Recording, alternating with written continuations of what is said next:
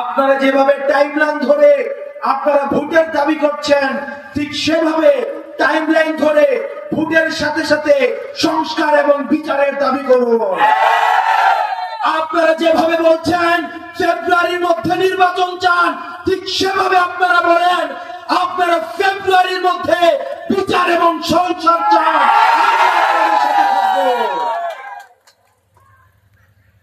আমাদের এখনো পর্যন্ত আমাদের এই অন্তর্বর্তীকালীন সরকারের ব্যর্থতা, আমরা এখনো পর্যন্ত আহতদের আমরা সুচিকিৎসা নিশ্চিত করতে পারি নাই। এখনো পর্যন্ত রাষ্ট্রের প্রতিষ্ঠানগুলো সংস্কার হয় নাই। হাসিনা মিডিয়া মুক্ত এখনো পর্যন্ত মিডিয়া হয় নাই। মিডিয়ার মধ্যে এখনো পর্যন্ত ফ্যাসিবাদের দূষণরা লুকিয়ে রয়েছে। প্রতিষ্ঠানগুলোর মধ্যে এখনো পর্যন্ত ফ্যাসিবাদের দূষণরা লুকিয়ে রয়েছে। এখনো পর্যন্ত আপনি কোন আওয়ামী লীগের লেসপেন্সারের মধ্যে আপনি এখনো পর্যন্ত দেখবেন না তারা কোনো ক্ষমা চেয়েছে। যতক্ষণ পর্যন্ত আওয়ামী লীগের কেউ ক্ষমা না চাইবে ততক্ষণ পর্যন্ত রিকনসিলিয়েশনের কোনো প্রশ্ন আসে না। এই অন্তর্বর্তীকালীন সরকারকে আমরা বলতে চাই,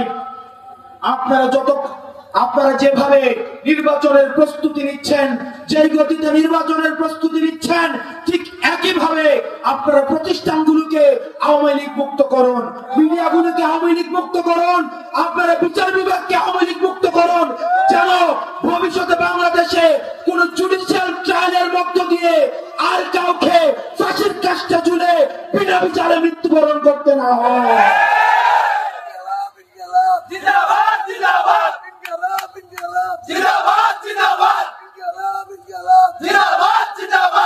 প্রিয় ইউসুফপুরবাসী, আমি আপনাদের সন্তান।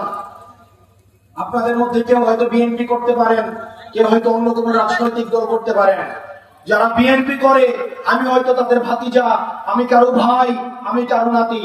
আবার কেউ যদি এনসিপি করে আমি তাদের ভাতিজা, আমি তাদের ভাই, আমি সবার এখানের সন্তান।